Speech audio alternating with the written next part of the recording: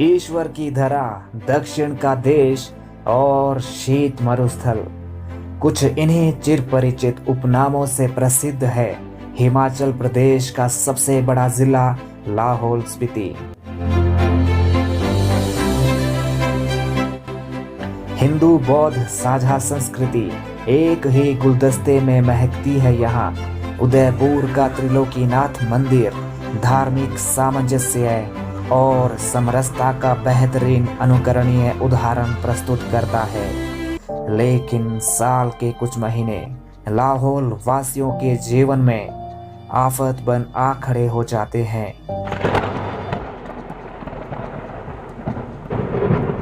मौसम ने करवट बदलनी शुरू कर दी है। मुश्किलों भरी शीत ऋतु का आरंभ होने वाला है। लाहौल वासियों के लिए सर्दियां एक बार फिर से दुश्वारियां लेकर आने वाली है। लाहौल अगले 6 माह के लिए शेष भारत और दुनिया से कटकर शीत मरुस्थल में तब्दील हो जाएगा। बाहरी दुनिया से आवाजाही की एकमात्र उम्मीद रोहतांग दर्रा बर्फ की मोटी चादर से लिपट जाएगा। लाहौल वासियों का यही संघर्ष सदियों से चला आ रहा है। ना जाने कितने ही लोग खतरनाक रोहतांग दर्रे को पार करते असमय काल का ग्रास बन गए। रोहतांग दर्रे से वाहनों का आवागमन अगले कुछ माह के लिए स्थगित है।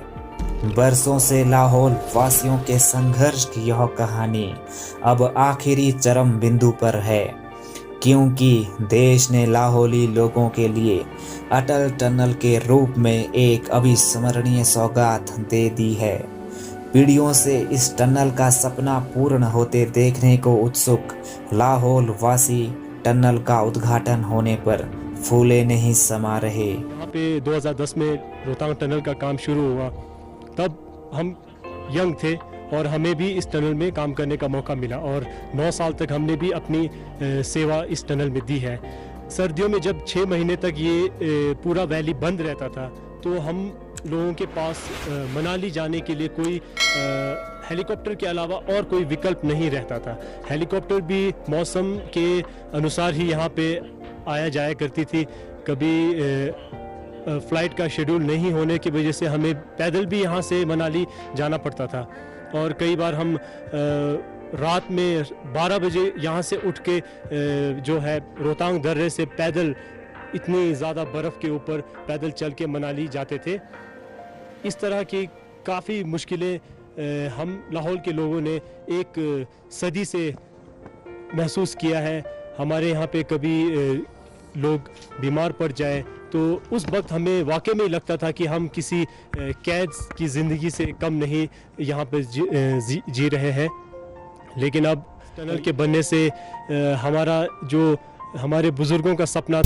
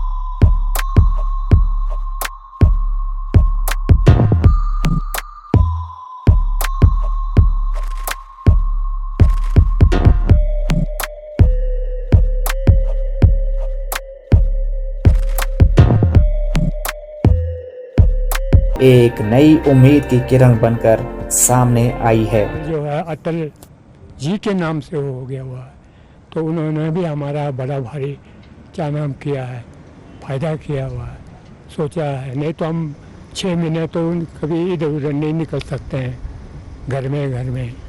ये तो अब लगभग 12 महीना हमारे लिए खुला हो गया हुआ है। हम प्रधानमंत्री जी का भी बहुत आभारी हैं, उनका भी बहुत बहुत धन्यवाद।